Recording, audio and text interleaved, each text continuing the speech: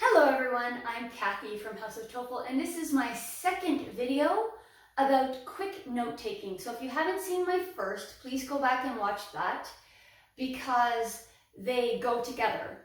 So I just have 3 other tips to tell you.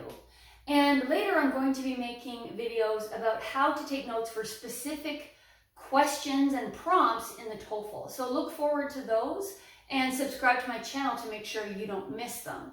Now again, this is mostly for TOEFL students. I'm a TOEFL teacher. However, these can also apply to the IELTS. So both tests have very similar listening sections where you have to take quick notes. So this will be helpful for both those tests. So one thing I find really helpful is to omit vowels. So for example, let's say they say Roman. You can just put R-M-N. You can guess that that means Roman, right? R-M-N, Roman, because it makes the sound, even without the vowels, it can still make the sound Roman. Let's try another one, mountain. Mountain. M-M-T-N, very simple. I can sound that out, mountain, when I look at it. But I do want to give you a quick warning about omitting vowels. You can't always do it. Sometimes the vowel sound is important to understand what the word means. Let's say the professor is talking about mountain goats. You can write M-N-T-N, but if you try to omit the vowels in goats, doesn't quite work. It also doesn't work if the word starts with a vowel. So if the word is ice, you're going to have that first I.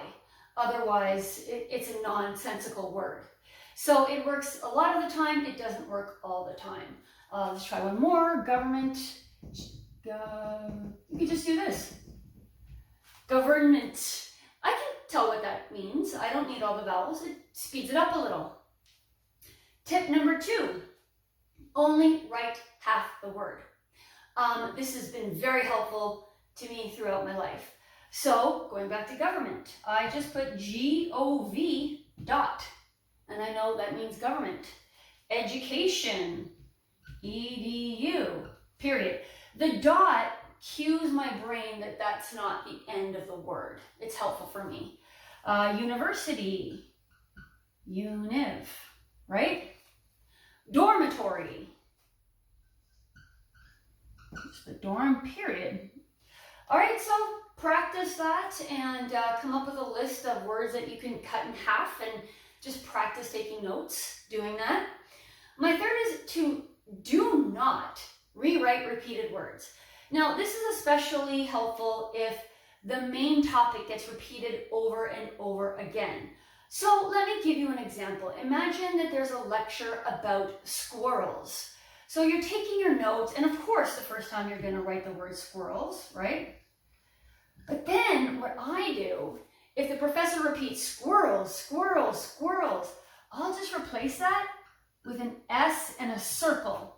And that circle indicates to me that this is a repeated word that I'm not writing again. And if I can't remember what that word was, I just look back in my notes and which one started with the letter S and which one was repeated. But you'll probably remember if it's the main topic.